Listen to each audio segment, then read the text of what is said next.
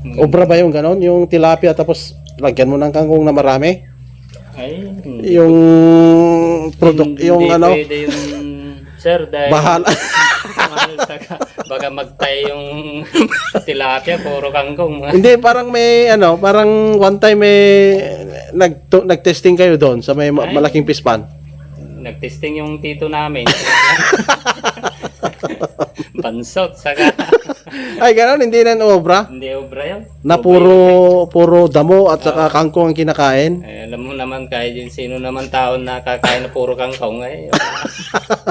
Tatay. Pero yun talaga purely, hindi pinakain ng veg. Hindi naman lumaki. Ilang kon yun? Ilang fingerlings? 10,000 yata. 10,000. Mga ilan ang na-harvest? Wala Ilang pa. kilo? Naubos dahil lang dami naman dalag sa kahitaw.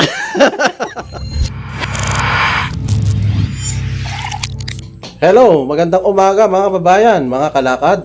Nandito tayo muli sa Barangay Pinoma. At syempre kasama natin si Sir Raymond Quijano. Nandito tayo sa kanilang farm, Quijano Farm, mga kababayan. So, as usually the case mga kababayan, eto yung mga pispan nila rito. Dito yung ano nila, yung production ng mga fry. Hito ba lahat ito ano? Hito lahat ito, yung pinoproduce nilang fry dito mga kababayan. So yung ano lang, kahahats lang nilagay nila doon sa pispan na. Earthen pan mga kababayan para mabilis lumaki. So ipapakita ko yung mga tawag nito, yung mga to. Breeder. Ipapakita ko yung breeder mga kababayan, nagpapakain si Sir Raymond. Alright? So, eto mga kababayan, meron kang nilagay na kangkong dito bro. Ayan Ang lalaki mga kababayan Breeder ito, malalaki, puro babae ito. Puro babae, kulang yung lalaki. Eto, puro babae. Mga ilang piraso to na ano? Estimate na pieces. So, Oo, pieces. kung lang siguro ito, mga 100. Dito sa kabila, ito pa lang madami Hindi, gutom na ito. Diyan sa kabila, hindi gutom. Ang mapapansin nyo mga kababayan, ang lalaki ng mga hito mga kababayan. Puro babae ito.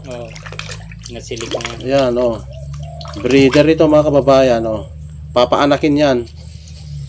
Mga ilang taon na itong mga ito? 2 years. 2 years na pala ito. So, kayo yung nag-aalaga na ng breeder o binibili? Ay, yung iba, binibili. Yung oo. Magbebenta.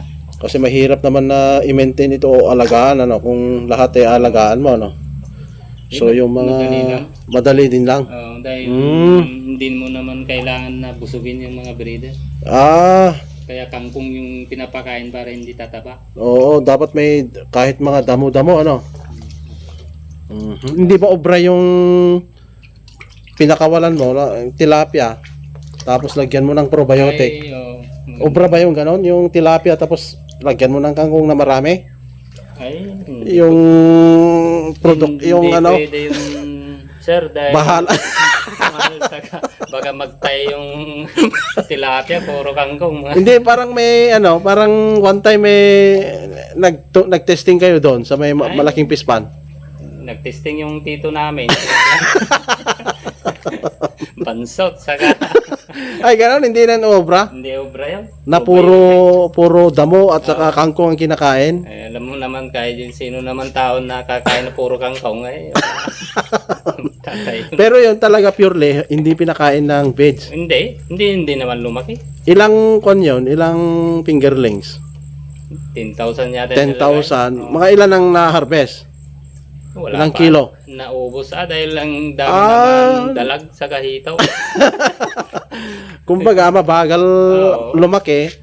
Siyempre, yung mga hito na nandun, kakainin lang, Unlike kung talagang alagaan mo siya at papakainin ng mga pigs, madaling lumaki. Mahirap makain ng mga dalag kung malaki na sila, di ba? Kahit darang sanang pinapakain. So, ibig sabihin, hindi obra. Ano ba yung product na yon? Probiotic ba yon? Probiotic yata yung ginagawa nila. Inaplayan nilagyan nila ng 10,000 na fingerlings, mga kababayan. tapos inapplyan ng probiotic. Ngayon ang assumption na nilagyan nila ng ng napakaraming kangkong. Tapos yun ang kakainin, pero hindi naman umubra pala mga kababayan. Dahil dun sa 10,000 na nilagay, walang na-harvest.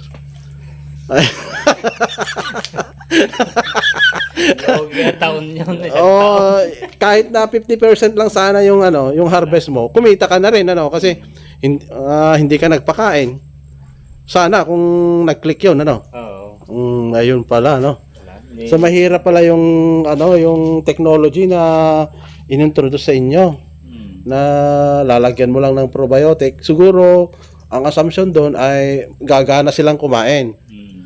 O kaya wala silang choice, kakain sila ng mga kangkong pero hindi naman umubra.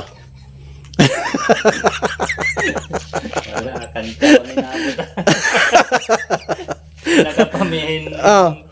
2 beses na kami nag-harvest ng hito siya. Wala? Ayun lang. So ito mga kababayan, ang lalaki ng mga rito, breeder mga kababayan, Kung mapapansin nyo mga kababayan. Yan. Papaanakin yan. Kailan kayo ulit magpapaanak? Baka para makapunta naman ako rito. Para makita natin, maipakita natin sa mga subscriber natin na kung paano magpaanak. Kasi kahit sino, pwede.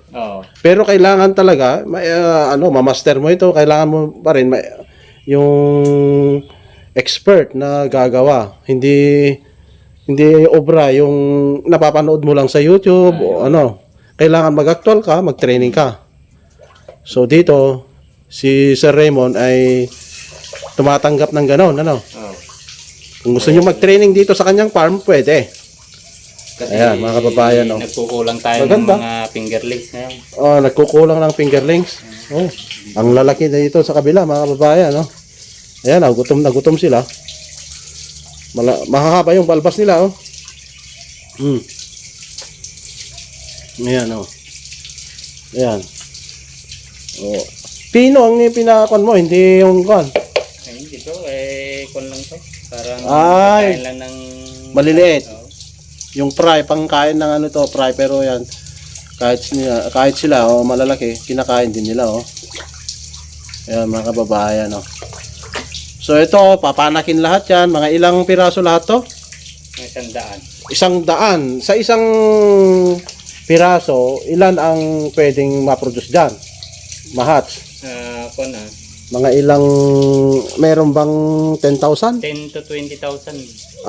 Yung isang pangbasta maganda yung... Isang inahin pala rito, mga kababayan, umaabot siya ng 10 to 20,000 na fingerlings. O yung fry, ang mahahats. Ayun. So, ayos din. Marami din pala, Ayan, mga kababayan, Ayan yung kanilang setup ng tubig.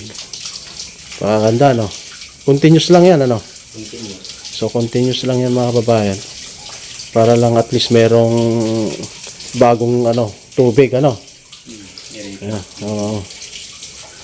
nagsisilbing aerator yan kasi para maganda yung oxygen na dyan sa loob ng pan, mga kababayan. Alright.